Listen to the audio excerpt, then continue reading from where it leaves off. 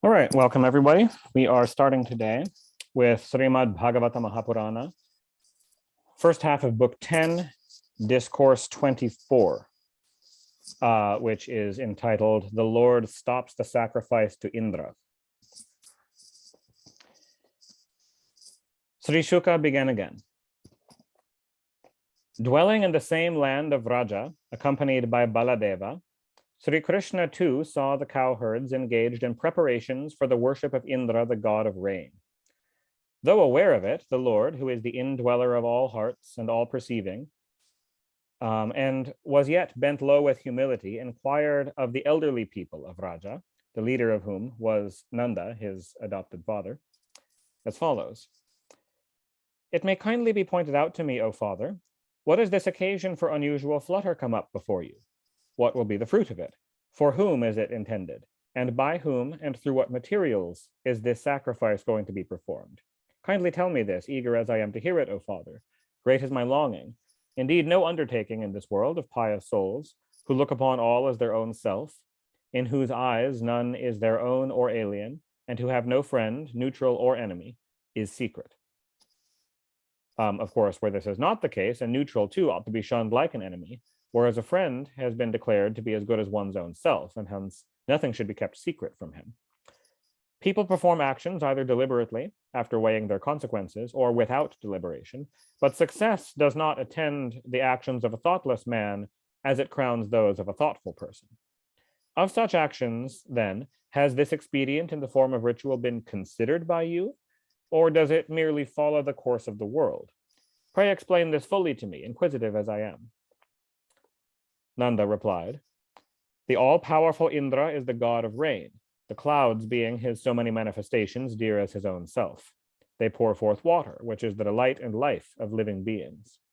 We and other men, O darling, worship the aforesaid almighty ruler of the clouds through sacrificial performances conducted by means of substances produced with the water discharged by him, and subsist on the remains of such sacrifices for the attainment of the threefold reward in the shape of merit or punyam, enjoyment, and worldly possessions.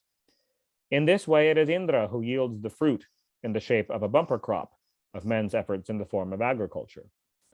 The man who relinquishes a religious practice that has come down thus through successive generations from love of enjoyment, greed, fear of opposition, or prejudice, surely does not achieve good results. Sri Shuka continued. Hearing the reply of Nanda and the other inhabitants of Raja, Lord Sri Krishna addressed his father as follows, in order to rouse the anger of Indra and thereby crush his pride, which had grown excessive. The glorious Lord said, a creature is born by force of karma. By force of karma alone it dies, and by force of karma itself it experiences pleasure and pain, is subjected to fear, or enjoys security. If there is any supreme ruler who dispenses the fruit of others' actions, he too rewards or punishes only the doer. Indeed, he has no authority over him who does nothing. What have created beings that follow each the course of its own action in this world to do with Indra, who is incapable of altering the course of actions performed by men according to their individual nature? Indeed, every created being is a slave to its nature and follows its own natural disposition.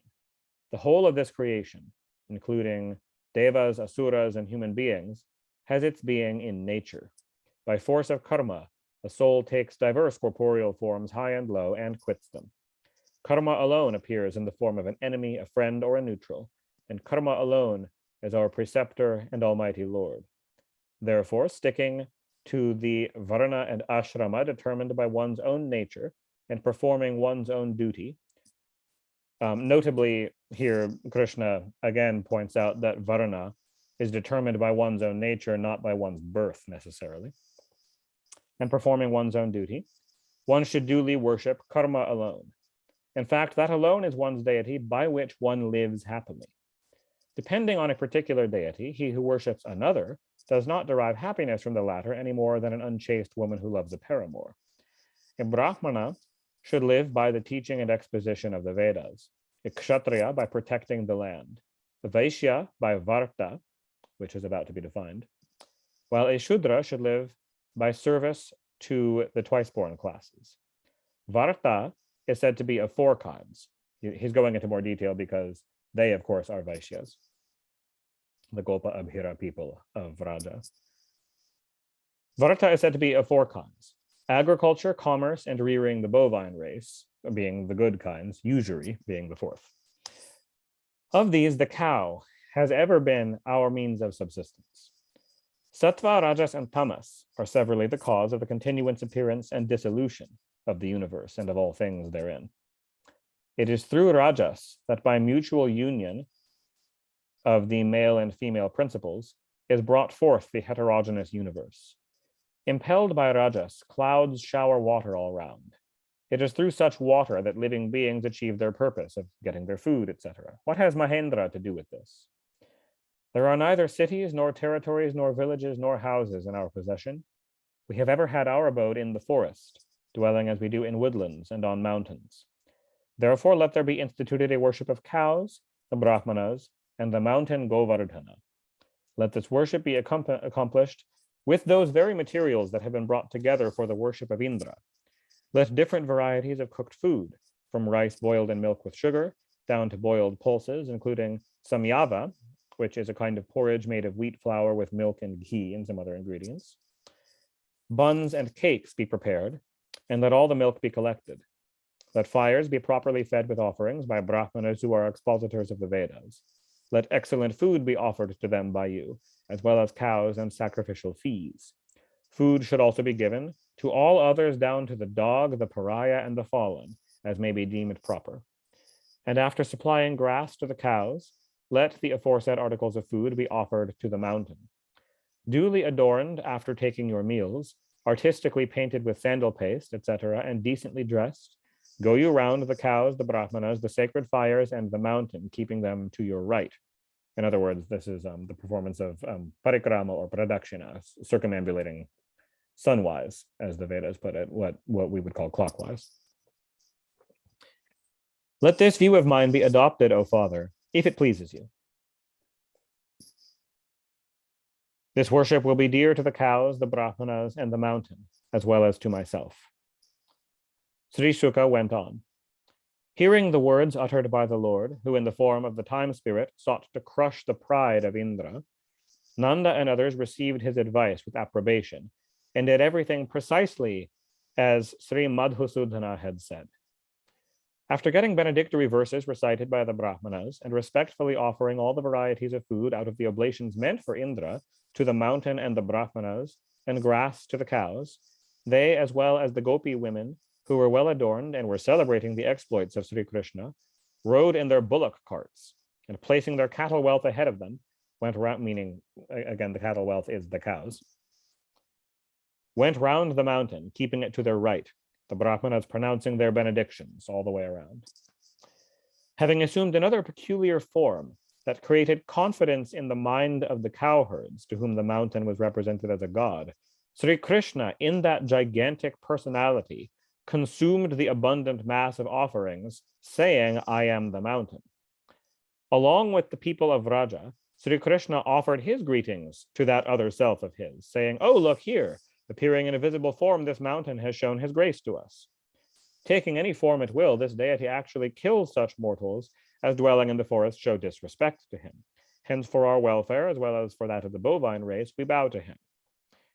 Having thus performed with due ceremony the worship of Mount Govardhana, the cows and the Brahmanas, as particularly directed by Sri Krishna, the son of Vasudeva, the said cowherds returned to Vraja, along with Sri Krishna. Thus ends the 24th discourse in the first half of Book 10 of the great and glorious Bhagavata Purana, otherwise known as the Paramahansa Samhita. Discourse 25, the Lord lifts up Mount Govardhana. Sri Shuka began again. Then, coming to know of his worship having been stopped, O protector of men, the aforesaid Indra became angry with Nanda and the other Gopas, who looked upon Sri Krishna as their protector.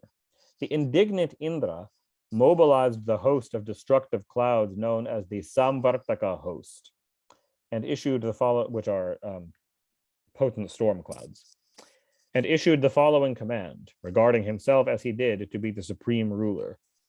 Oh, the greatness of pride begotten of wealth, of the cowherds dwelling in the forest, who have despised a divinity, depending as they do on Krishna, a mortal.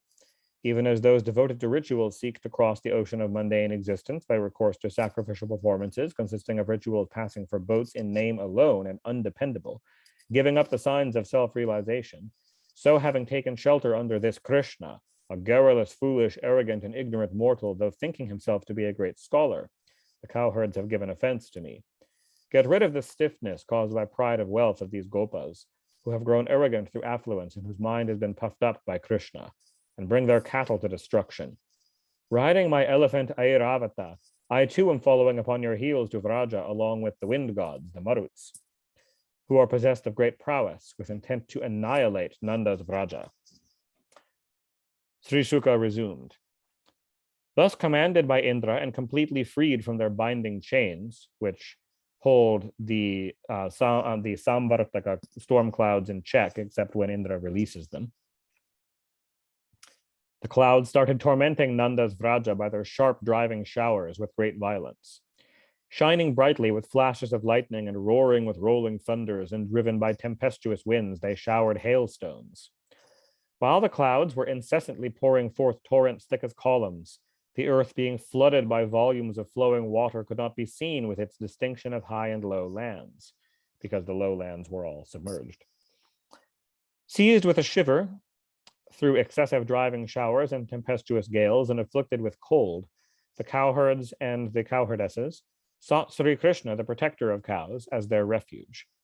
Oppressed with the torrential downpour and fully covering their head as well as their children with their trunk, they sought shivering the soles of feet of the Lord and prayed as follows. O Krishna, O enchanter of souls, O highly blessed Lord, be pleased to protect the bovine race, which has its protector in you, as well as ourselves from the angry Indra, O lover of your devotees.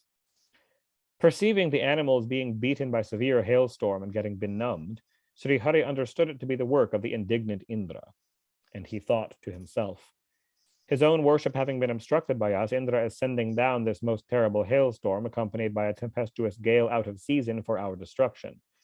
I shall employ an effective remedy against this by my own divine power, and dispel the ignorance in the form of pride of wealth of the Devas, who through infatuation fancy themselves to be the rulers of the world.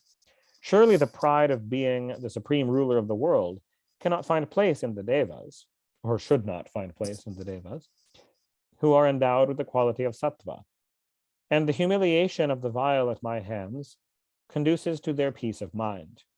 I shall accordingly, by my own divine power, protect Vraja, which has sought shelter in me, looks upon me as its protector, which constitutes my own family. This is the famous vow taken by me. Having observed thus, and uprooting with one hand Mount Govardhana, even as a child would pull out a mushroom, Sri Krishna sportfully lifted it up.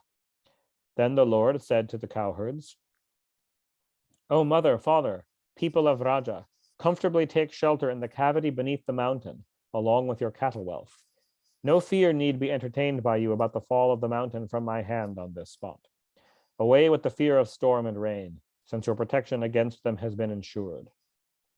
Their mind having been reassured in that way by Sri Krishna, they entered the cavity beneath the upheld mountain and made themselves comfortable there according to the space available, along with their cattle wealth, ring of bullock carts, and their dependents, including their children, their servants, their priests, and so on. Being constantly gazed upon by the aforesaid inhabitants of Raja, who stood disregarding the pangs of hunger and thirst, as well as the need for personal comfort, Sri Krishna held up the mountain for a week and did not stir from his position. Much astonished to see that wonderful power of Sri Krishna, shorn of pride and thwarted in his purpose, Indra totally stopped his clouds from pouring showers. Seeing the sky clear of clouds, the sun risen, and the violent downpour and tempest stopped, Sri Krishna, the bearer of Govardhana, spoke to the Gopas. Dismiss all fear and go out, O cowherds, along with your womenfolk, wealth, and children. The storm and rain have ceased, and the rivers are almost emptied of their water, or meaning emptied of their excess flood water. Taking each his own cattle wealth, the aforesaid Gopas, as well as the womenfolk, children, and the aged, thereupon gradually issued forth, their goods loaded on their carts.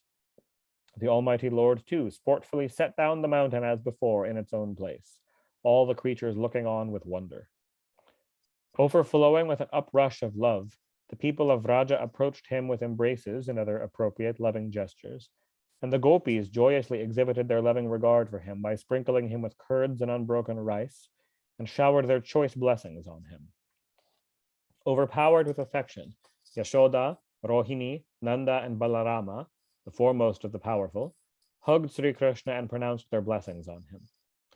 Highly gratified, hosts of devas, the sadhyas as well as the siddhas, Gandharvas, and charanas in heaven glorified him and showered volleys of flowers, O ruler of the earth.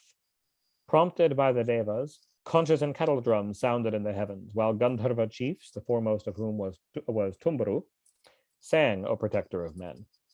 Surrounded by loving cowherds and accompanied by Balarama, O king, the said Sri Hari went back from that place to Vraja.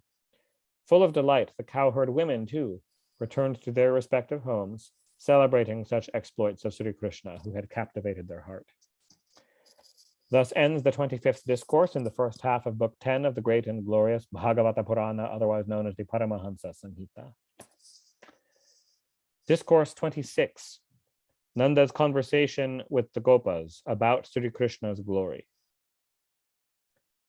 Sri Shuka began again. Much astonished to witness such superhuman feats of Sri Krishna, the aforesaid Gopas, who were ignorant of his power, gathered together and talked. Consider, of course, that most of the great leelas of Krishna that we've seen exhibiting huge supernatural powers happened out of sight of most of the adult Gopas. Some of them, a lot of them were witnessed by some of the young Gopas, the boys who were with him in the forest. That's where most of the demon slaying and such happened. But this was really the first time that the whole population of Vraja witnessed Krishna display power like this. He did swallow a couple of forest fires, but technically he made everyone close their eyes, and so it was a little bit unclear what he did there. So they said to each other, since these exploits are most wonderful indeed on part of a mere boy, how could he deserve a birth among rustics, which is unworthy of himself? A boy of 7, how could he keep on holding with one hand a big mountain as sportfully as a lordly elephant would hold a lotus? By him, as a mere baby, with its eyes half closed, was sucked the breast of the mighty Putana along with her life, as a lifespan of a living organism is swallowed up by time. Struck by the forepart of his feet, when he was only 3 months old, lying underneath a cart, kicking up his feet and crying, the cart fell topsy-turvy. Being carried away through the sky by a demon, while squatting as an infant of 1 year, he killed the demon Trinavrata, who was feeling oppressed on account of his being caught by the neck.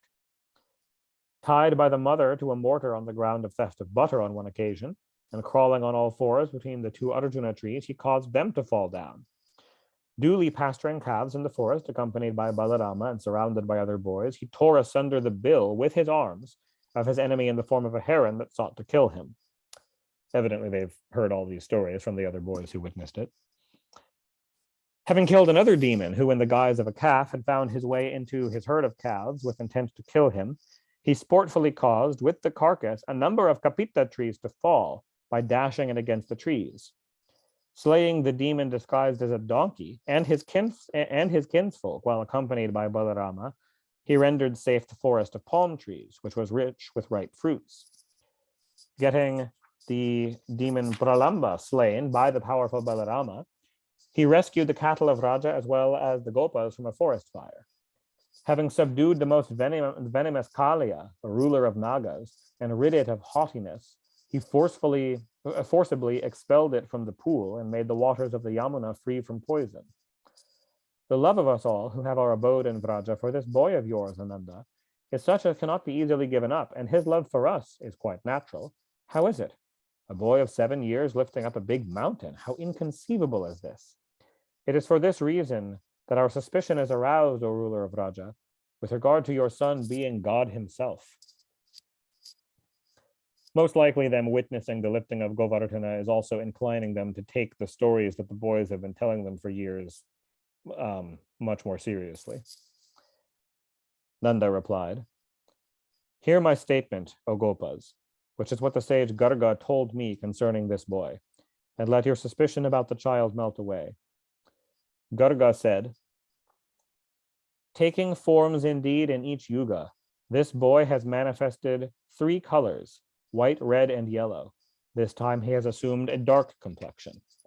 Sometime in the past, this son of yours was born in the house of Vasudeva. The wise will duly designate him as the glorious Vasudeva. There are numerous names and forms of your son, conforming to his excellences and actions. I know them, not the commonality. The delight of the Gopas, nay, of the entire Gokula, this boy will bring you happiness. By his help, you will easily surmount all difficulties.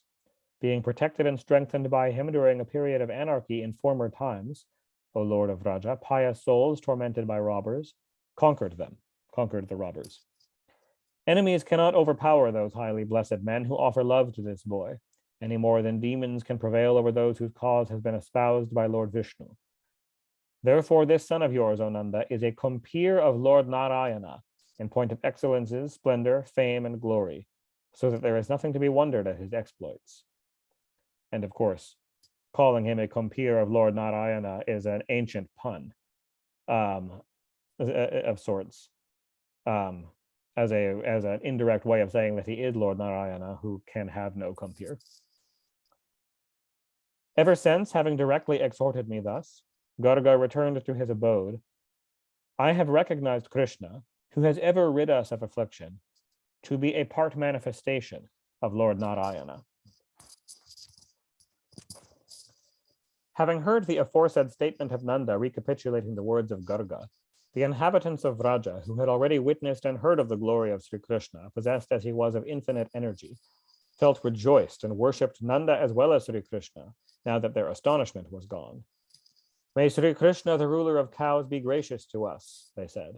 Sri Krishna, who, when Indra, the god of rain, enraged at the interruption of his worship, sent down heavy showers accompanied by strokes of lightning, hailstorms, and tempestuous winds, was moved with pity to see the whole of Raja with its cowherds, cattle, and womenfolk in distress and depending on himself, and smilingly uprooting with one hand Mount Govardhana even as a child would pull up a mushroom, held it up and thus protected Vraja, thereby crushing the pride of the mighty Indra. Thus ends the 26th discourse in the first half of Book 10 of the great and glorious Bhagavata Purana, otherwise known as the Paramahansa Samhita. Discourse 27. Indra extols Sri Krishna. Sri Shuka began again. When Govardhana was held up and Vraja was protected thereby from torrential rain, Surabhi, the celestial cow of plenty, sought Sri Krishna from Goloka, Krishna's own heavenly realm. And so did Indra from paradise. Full of shame for his having shown disrespect, he approached Sri Krishna in a secluded place and touched his feet with his diadem possessing the splendor of the sun. Indra, who had not only heard but actually witnessed the glory of the aforesaid Sri Krishna of unlimited energy, and whose pride as the ruler of the three worlds had been crushed, spoke with joined palms. Indra prayed, "Your essential character, consisting as it does of pure sattva, is uniform, full of wisdom, and untouched by rajas and tamas. This phenomenal universe, which is a product of Maya, finds no place in you, persisting as it does through ignorance. How then could greed, etc., which are responsible for rebirth and are born of identification with the body, constituting as they do the distinguishing marks of the ignorant, exist in you? Yet you wield the rod of punishment for the maintenance of righteousness and for the punishment of the wicked. You are the Father, the Guru, and the supreme ruler of the worlds. You are the time spirit that cannot be easily set at naught, and that holds the scepter of sway. It is for the good of the world that you carry on your Leela in embodied forms assumed at will, curbing the pride of those who fancy themselves to be the rulers of the world. Fools like me who regard themselves as the rulers of the universe speedily shake off that pride on seeing you undaunted even in times of danger, and rid of our haughtiness, take the path of devotion trodden by the righteous. Your very activity serves as a punishment for the wicked, such that you are be pleased, O Almighty Lord, to forgive me, who, immersed as I am in the pride of wealth and power, and ignorant of your greatness, have sinned against you, and to ordain that my mind may not be so evilly disposed again hereafter, deluded as my intellect is. Your avatarana on this earth, O Lord, who are above sense perception, is conducive to the extermination of leaders of armies, who are not only a burden to the earth themselves, but who bring into existence many such scourges. and to the welfare of those devoted to your feet.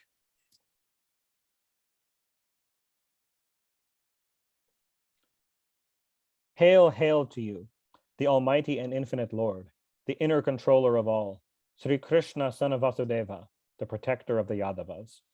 Salutation to the Lord who has assumed a form conforming to the wish of his devotees, who is an embodiment of pure consciousness, who is all formed, who, in other words, of whom all is a form, that everything in the universe are just forms of the Lord.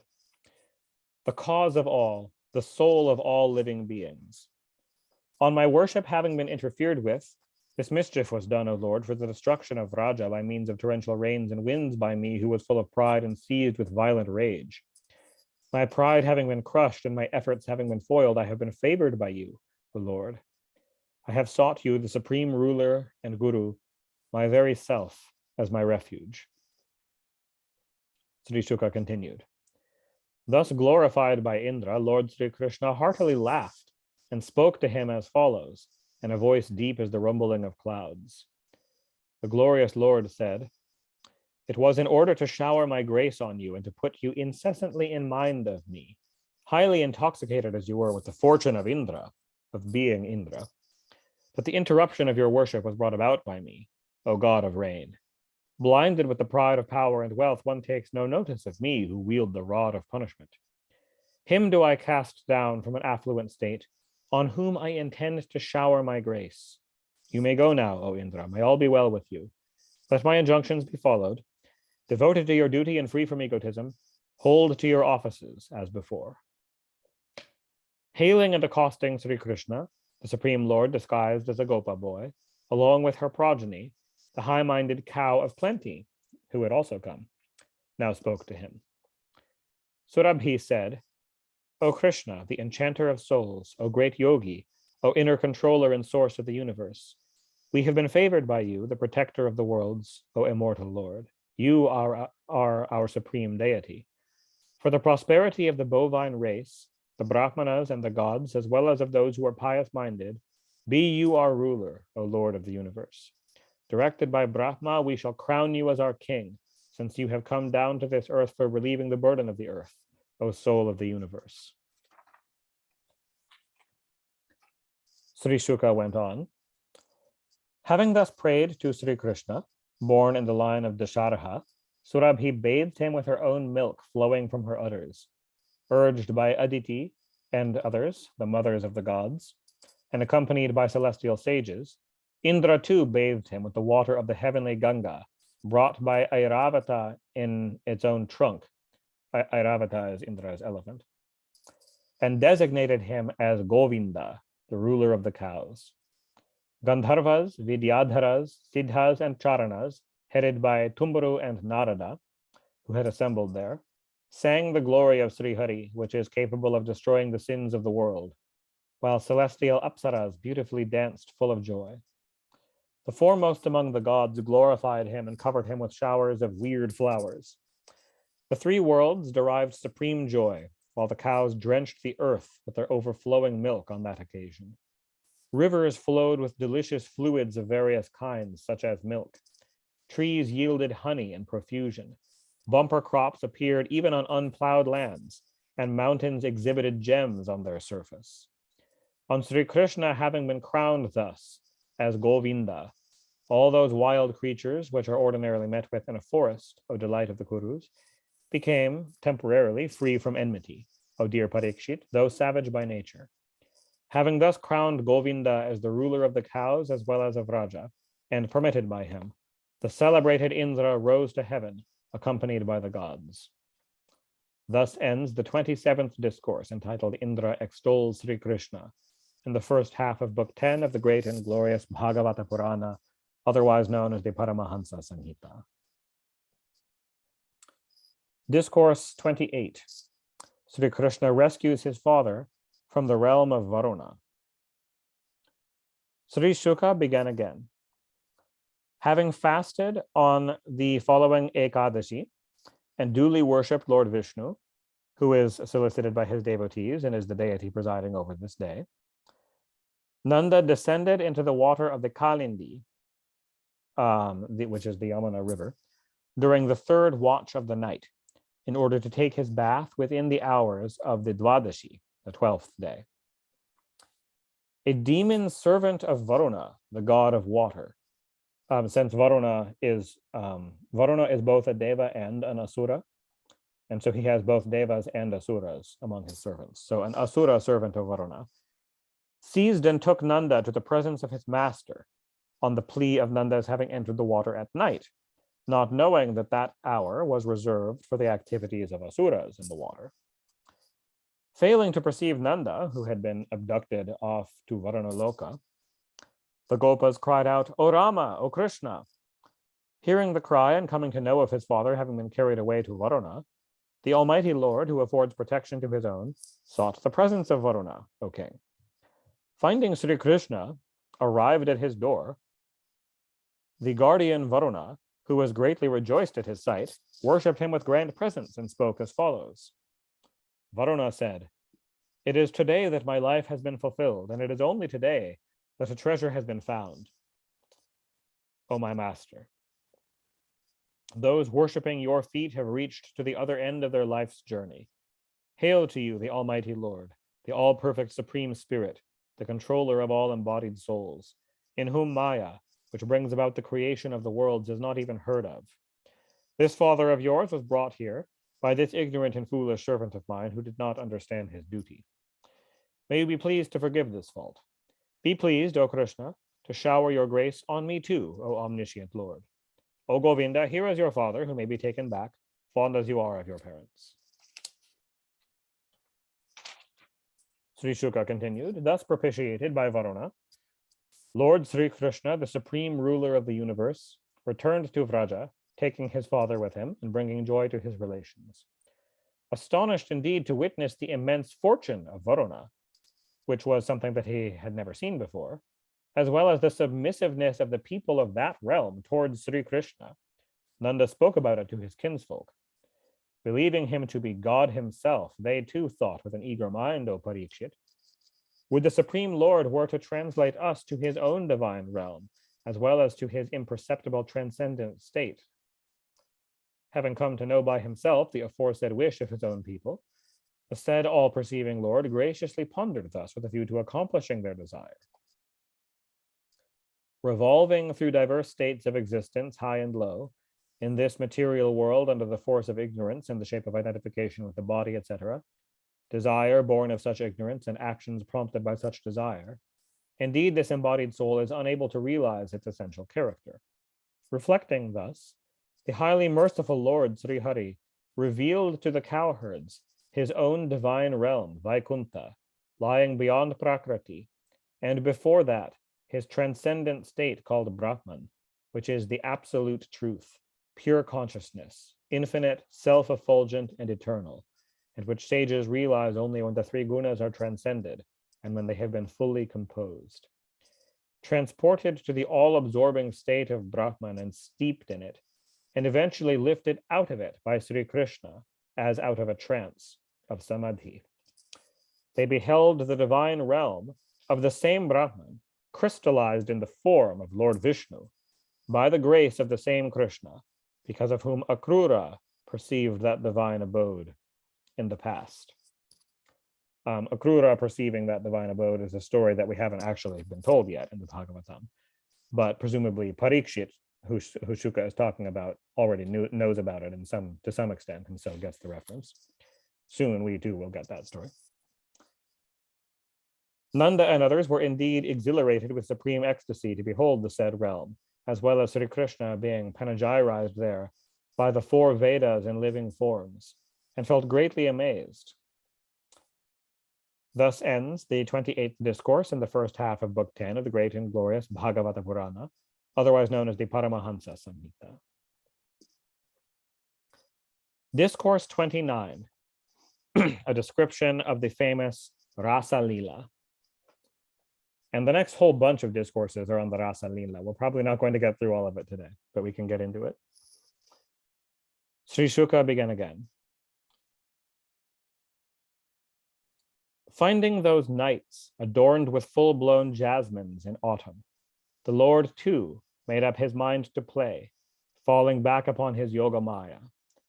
Presently there appeared on the horizon the familiar moon, painting the face of the east with a red hue by its most soothing rays. Because since, of course, the full moon looks reddish or orange or yellowy when it's first rising, often.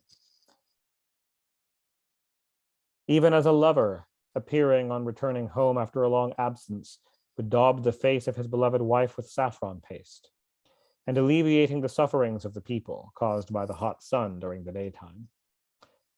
Beholding the moon, the friend of the lilies, so called because the water lily opens only under the rays of the moon, in full orb, which shone like the countenance of the goddess Lakshmi, and possessed a scarlet hue like that of fresh saffron, and the woodland of Vrindavana illumined with its soft rays. Sri Krishna struck a melodious note on his flute that enraptured the mind of the fair-eyed gopis. Hearing that music, kindling love in the bosom of the gopis, the women of Vraja, whose mind had already been captivated by Sri Krishna, sallied forth from all sides, following the notes of the flute to the spot where that beloved one was, so hurriedly that their endeavor could not be perceived by one another, their earrings swinging due to their swift movement. Full of intense longing, some who were milking their cows darted off, leaving the milking vessel uncared for. Others left as soon as they had placed the milk on the oven, and still others went out without removing the dressed porridge from the hearth. Some who were serving food went away neglecting that duty. Others who were feeding their infants with milk gave up that work and ran. Still others who were waiting upon their husbands turned their back on them and departed, while some who were dining bolted away, leaving their meal. Others who were bedaubing their person with sandal paste, etc., left their work half finished. Still others who were rubbing and cleaning their person with oily substances decamped, leaving off that work. And some who were painting their eyes with collyrium put off that work and ran to meet Sri Krishna. Still others sought the presence of Sri Krishna with their garments and jewels wrongly placed, because if they weren't dressed, they threw on their clothes in such a hurry that they're askew. Though being stopped by their husbands, parents, brothers, or other relations, they did not turn back, infatuated as they were through love, their mind having been lured away by Sri Krishna, the protector of cows. Some gopi women, who were inside their house and could not find their way out for a sally, fixed their mind on Sri Krishna with their eyes closed, seized as they were with an intense longing to meet him. All their sins having been burnt up by the intense agony of separation from Sri Krishna, their most beloved Lord, which could not be easily endured, and their entire stock of merit depleted through ecstatic joy proceeding from the loving embrace of the immortal Lord, secured in contemplation, the gopi women, whose shackles of karma which kept them bound to the world were thus completely sundered, forthwith cast off their material body, united as they were with Sri Krishna, the Supreme Spirit, even though they recognized him to be their paramour. So several of the gopis literally just died on the spot and attained moksha when they heard his flute. The king Parikshit put in, the gopis knew Sri Krishna to be no more than their darling, and in any case did not recognize him as the infinite Brahman, O holy sage. How is the cessation of the stream of mundane existences possible in the case of these aforesaid gopis, whose mind was swayed by the three gunas? Sri Shuka replied, this has already been explained to you, how Shishupala, the ruler of Chedi, attained final moksha and oneness with the Lord through hating Sri Krishna, the ruler of the senses. What wonder then that the gopis who looked upon Sri Krishna, who is above sense perception, as their beloved Lord should do so. The manifestation of the Lord, who is free from decay and cannot be cognized through the intellect, who is beyond the three gunas as well as their controller or protector of men, is intended only for bestowing the boon of final moksha on human beings. Indeed, they who constantly cherish the feeling of lascivious passion, wrath, fear, affection, kinship, or devotion towards Sri Hari attain oneness with him. Hence, no feeling of wonder should be entertained by you as you do with regard to Sri Krishna, the birthless Lord, the ruler of all masters of yoga, by whose grace the whole of this mobile and immobile creation can be liberated. Finding the aforesaid women of Raja arrived in his presence, the Lord, who is the foremost of all elocutionists, addressed them as follows, infatuating them by his elegant expressions. The glorious Lord said, "Welcome is your presence here, O highly blessed ones. In what way can I oblige you? Is everything well with Vraja? Please reveal to me the motive of your visit to this place. Frightful in aspect is this night, and characterized by the presence of hideous creatures in the forest. Therefore return to Vraja forthwith. You should not tarry here, O slender wasted ones. Not finding you at home, mothers and fathers, sons, brothers, and husbands must be looking for you. Pray do not cause anxiety to your near and dear ones. The blossoming forest, illumined with the rays of the full moon and adorned with the tender leaves of trees waving before the sportive breezes from the Yamuna, has been seen by you. Therefore return without delay to Vraja and serve your husbands, O virtuous ladies.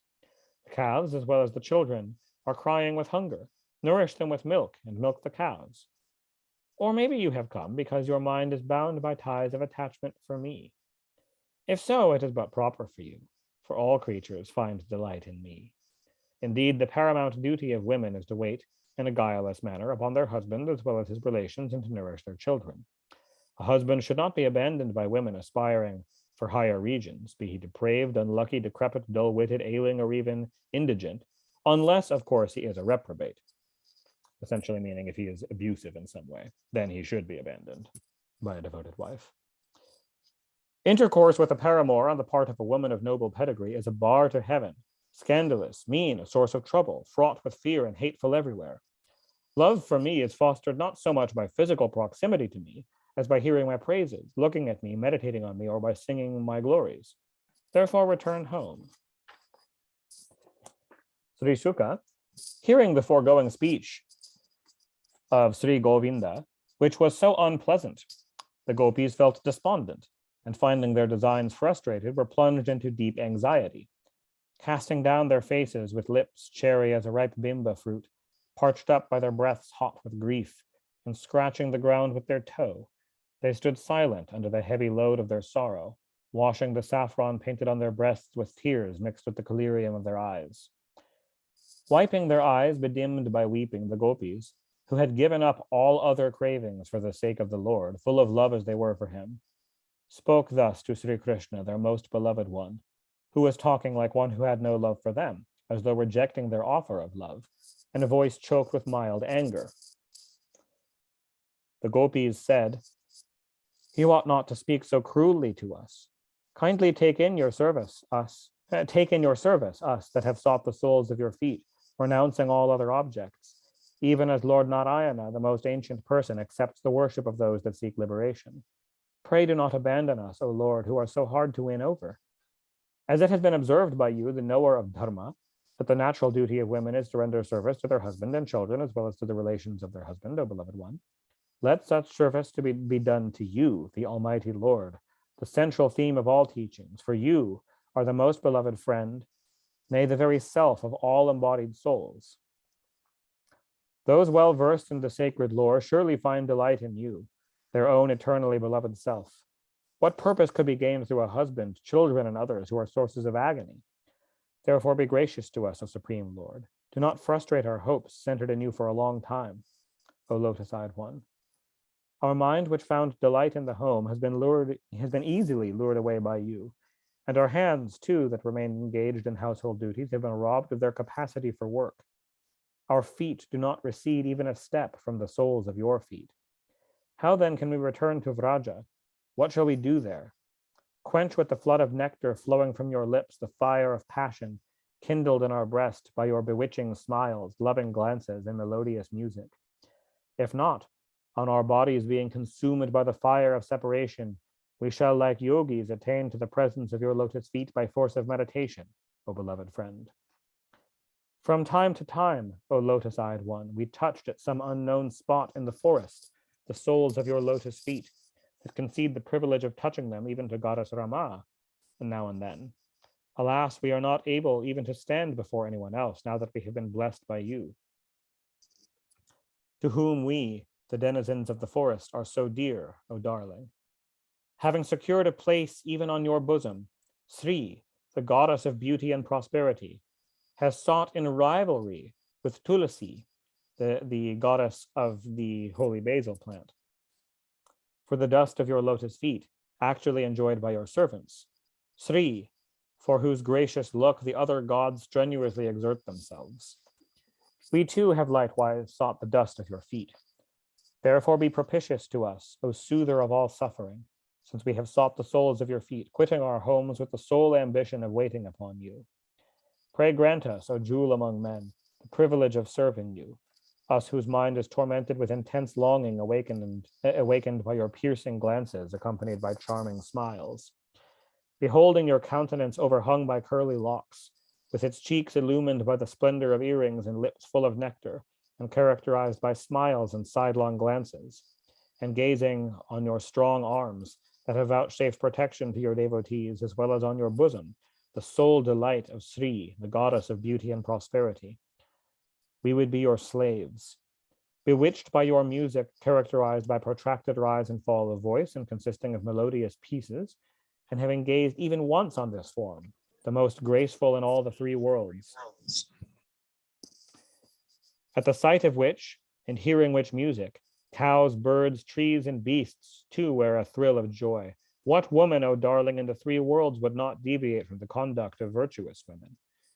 Indeed, you have been particularly born as the dispeller of the fears and distress of Raja, even as Lord Vishnu, the most ancient person, was born in heaven in the form of the divine dwarf, as the protector of the celestial realm.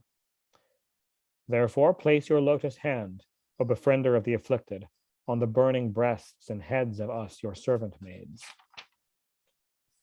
Sri Shuka went on, laughing heartily to hear the aforesaid pitiful prayer of the gopis. Sri Krishna, the Lord of all masters of yoga, proceeded to delight them out of compassion, though reveling in his own self. Surrounded by them, who had now gathered together with their faces blooming at the sight of their beloved Lord, Sri Krishna of noble deeds, whose teeth bore the splendor of jasmine flowers in his charming smile, shone brightly like the full moon in the midst of stars.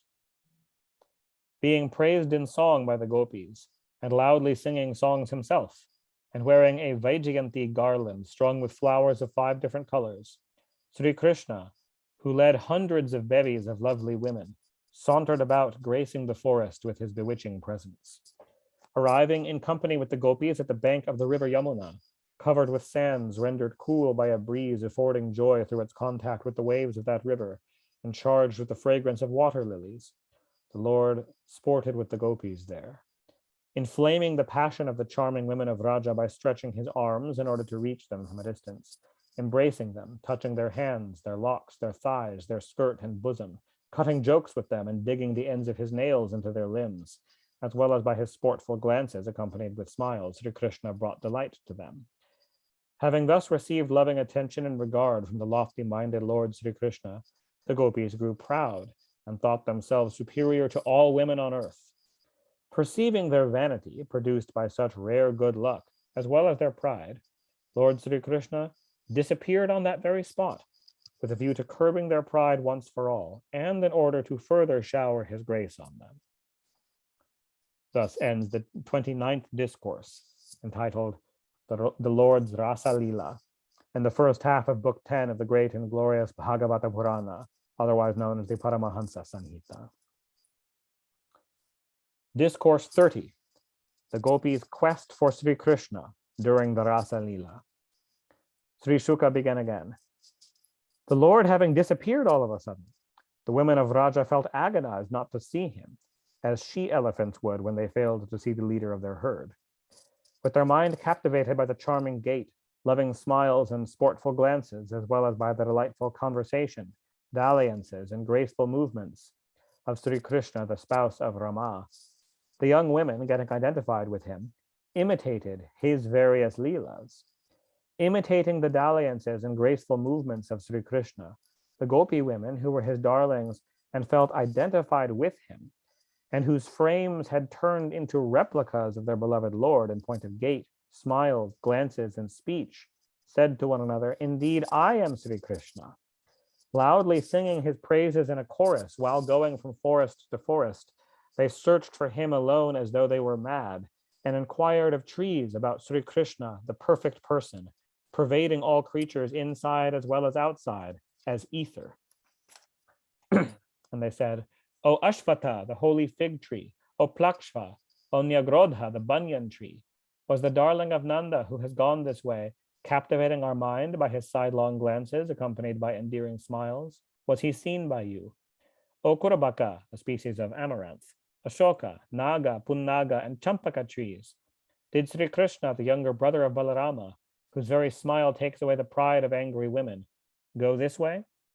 O blessed Tulsi, to whom the feet of Sri Krishna, the protector of cows, are so dear, was that immortal Lord most beloved of you seen by you, bearing you on his bosom in a garland along with swarms of bees? O Malati, O Mallika, O Jati, O Yutika, was Sri Krishna, the spouse of Lakshmi, seen by you, causing delight to you by the touch of his hand while going this way? O Chutta, which is a type of mango tree. Priyala, Panasa, the jackfruit tree. Asana, Kovidara, Jambu, the rose apple tree. Arka, the sun plant. Bilva, the wood apple tree. Bakola, Amra, which is the common mango. Kadamba and Nipa trees, and whatever other trees stand on the bank of the Yamuna. Point out to us, whose mind is no longer with us, having been lured away by Sri Krishna, the way to reach Sri Krishna, born as you are for the good of others. Oh, what austerity, O earth, was performed by you, and that with the blades of grass and sprouts, etc., which look like the bristling hair of your body. You appear thrilled with joy at the touch of the feet of Sri Krishna, the ruler even of Brahma and Lord Shiva. Has this joy been caused by the touch of the Lord's feet just now, or is it due to your having been bestridden by the Lord of wide strides, or by his embrace in the form of Varaha? O she dear, did Sri Krishna, the immortal Lord, come over here in the company of his darling, bringing excessive joy to the eyes of you, all by his charming limbs, O friend? For here comes the fragrance of the garland of jasmine flowers worn on the person of Sri Krishna, the protector of his race, and tinged with the saffron on the bosom of his lady love at the time of her embrace. So here is increasingly being strongly hinted at the presence of Radha, that Krishna is off alone with one of the gopis, Radha. Radha is an interesting thing in the Puranas. Some of the Puranas, including the Bhagavatam, keep the name of Radha secret and kind of allude to Radha, to there being one special gopi above all others, without outright saying so. So at first it just said Krishna disappeared, and the gopis are searching for him. But now it is increasingly being hinted, did he come over here in the company of his darling? And then even more explicitly, that when they're looking to track him, they notice the tinge of the saffron on the bosom of his lady love at the time of her embrace, indicating that they think Krishna is alone with one gopi. Some of the other Puranas do explicitly name her as Radha, but many of the Puranas, including this one, keep her sort of secretive. Holding a lotus in his right hand and resting his other arm on the left shoulder of his darling, and being followed by swarms of black bees attracted by tulsi flowers interwoven in his wreath of wild blossoms, and blinded by intoxication caused by their sweet fragrance. Did Balarama's younger brother hail your greetings by his glances surcharged with love while sauntering here? Make inquiries of these creepers too, O friends, for lo, even though having encircled the arms in the shape of the boughs of a tree, they have surely been touched by his nails while plucking their flowers, as is evident from the fact that they exhibit a thrill of joy in the form of new sprouts.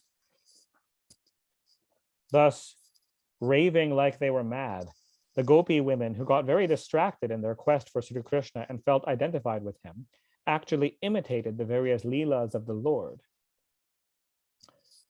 Impersonating Sri Krishna, one gopi sucked the breast of another, who played the part of Putana. Behaving like the infant Sri Krishna and crying like a baby, another kicked a fourth gopi that rested on all fours over the latter as a cart. Playing the role of the demon Trinavarta, a certain gopi lifted and carried away another who fancied herself to be the infant Sri Krishna, while a third gopi crawled on hands and knees like the infant Sri Krishna, dragging her feet accompanied by the jingling sounds of her anklets. Two of the gopis played the role of Sri Krishna and Balarama indeed, while some behaved like Gopa boys and the demons Vatsa and Baka. Of the former two, those who were behaving like Sri Krishna and Balarama, again the latter struck at her friend who impersonated Vatsasura, while the former struck at a fourth that had assumed the role of Bakasura. So interestingly, a footnote here points out that according to popular tradition, it was Balarama and not Sri Krishna who killed Vatsasura. Now, we were told by Shuka that it was Krishna who killed Vatsasura, but the gopis didn't witness that. And perhaps Krishna let it be put about that it was Balarama who got the glory for that one. And so they are imitating it the way they heard it, even though it's not actually accurate. Calling to the cows that had gone far away, in the manner of Sri Krishna, a certain gopi behaved like him, playing on the flute and sporting just as he did, while others applauded her, saying, "Well done." With her mind absorbed in him, another gopi walked to and fro, resting her arm on some friend, and said, "Hello, I am Krishna. Look at my graceful gait. Do not be afraid of storm and shower. Protection against them has been provided by me." Saying thus, one held up her scarf with one hand, making a show of great effort in lifting it, as if lifting the weight of the mountain. Treading on another's head and standing on her, O protector of men, a certain gopi said, "O vile snake, clear away. Indeed, I am born here as the chastiser of the wicked." One of those gopis said to others, visualizing them as so many male gopas, "O gopas, look at the terrible forest fire. Shut your eyes at once. I shall easily vouchsafe protection to you." Tied to another gopi that had been seated in such a way as to pass for a mortar, with a garland, by another who played the role of Sri Krishna's mother Yashoda, and acting afraid, one delicate lady of that lot with lovely eyes covered her face and put up a show of fear, pretending to be the child Krishna afraid of his mother's punishment. Thus imitating the Leelas of the Lord and inquiring of the creepers and trees of Vrindavana about Sri Krishna, the gopi women noticed in a certain part of the forest the footprints of the Lord. They said to one another, "Surely these are the footprints of the high-souled darling of Nanda, since they are easily distinguished through the marks of a flag, a lotus, a thunderbolt, a goad, a barley seed, and so on," which are the marks that are reportedly on the soles of Krishna's feet, like birthmarks. Tracking his path with the help of those footprints, the poor women felt sore at heart to find before them the said footprints interspersed with those of a lady, and spoke to one another, "Whose footprints can these be? Who is she that has gone in the company of Sri Krishna, the darling of Nanda, with his forearm placed on her shoulder, like a she-elephant walking by the side of a male elephant? The Almighty Lord Sri Hari has surely been propitiated by this lady, in that, leaving us all, Govinda has been pleased to take her apart. Oh, blessed are those particles of dust under the feet of Govinda, O friends, that even Brahma the Creator, Lord Shiva and Goddess Rama have borne on the crown of their head in order to drive away their agony of separation from him. Those footprints that meet our eyes of that lady, who having stolen away Sri Krishna enjoys alone in secret the nectar of the lips of that immortal Lord, the common property of all the gopis, are causing great agitation in our mind." Proceeding further, the gopis remarked, "Her footprints are not to be noticed here. Surely the darling has lifted up his lady love, whose delicate souls were being pricked with the sharp blades of grass. O cowherd women, behold these footprints sunk deeper into the soil of the love-stricken Sri Krishna, who looks to have been weighed down by a heavy load, carrying his sweetheart." Going still further, the gopis observed, "On this spot the lady love has been set down by the high-souled Lord for the sake of gathering flowers." Moving still further, they said, "Here flowers have been gathered by the darling for the sake of his beloved. Behold these impressions, which are not entire, indicating that the Lord trod on the forepart of his feet here." In other words, he was tiptoeing among flowers, being careful not to crush the flowers while he was picking them for Radha. Proceeding still further, they said, "Here it seems the hair of that lovely lady has been done by the love-stricken Lord, while the Lord has surely squatted on the ground while fastening the flowers into her braid." Sri Shuka continued, "Though ever delighted in himself and sporting with his own self and remaining unaffected, Sri Krishna toyed with that lady in order to illustrate the wretched plight of the love-stricken, as well as the evil-mindedness of women. This is evidently Sri Shuka, the highly renunciate and ascetic sage, giving his view of the matter. Thus showing to one another what they saw, the gopi women wandered in a bewildered state. That gopi again, whom Sri Krishna had taken away with him, leaving all the other gopis in the forest, thereupon thought herself to be the most lovely of all the women. She said to herself, or thought to herself, abandoning the other gopis that loved him, the darling is enjoying my company alone. Then, reaching a certain part of the forest, she arrogantly, or in a haughty way, said to Lord Sri Krishna, I am unable to walk anymore. Carry me wherever it pleases you. Requested thus, the Lord replied to his lady love, mount my shoulder. After that, however, as soon as the lady tried to mount his shoulder, Sri Krishna disappeared, and the said lady repented. My most beloved Lord, O delighter of my soul, where are you? Where are you, O mighty armed one? Pray reveal your presence, O friend, to me, your wretched servant. Tracking the path of the Lord still further, the gopi women perceived not very far from them their afflicted female companion, confounded due to her separation from her beloved Lord. The gopis felt highly astonished to hear the account narrated by her, as also how she had received honor from Sri Krishna, the spouse of Lakshmi, and how again, through wickedness, she had met with disregard at his hands, by feeling pride at being better than the other gopis. Again, in her company, the gopi women penetrated the forest further, so long as moonlight was visible. Perceiving, however, that darkness had set in when they lost the moonlight, presumably because the moon went behind clouds, they returned from that various point. But their mind absorbed in him, talking of him, imitating his various activities, identified with him and singing his praises alone, the gopi women did not recollect their own body, much less their homes. Coming back to the sandy bank of the Kalindi river, thinking of that enchanter of souls alone, and seized with a longing for his return, they sang of Sri Krishna all together in a chorus. Thus ends the 30th discourse entitled The Gopis' Quest for Sri Krishna during the Rasa Leela, in the first half of Book 10 of the great and glorious Bhagavata Purana, otherwise known as the Paramahansa Samhita. And I think that might be a good stopping point. We're not going to get through the whole Rasa Leela today. There's a fair amount more still to come. And I think that's probably a good sort of halfway point to stop at.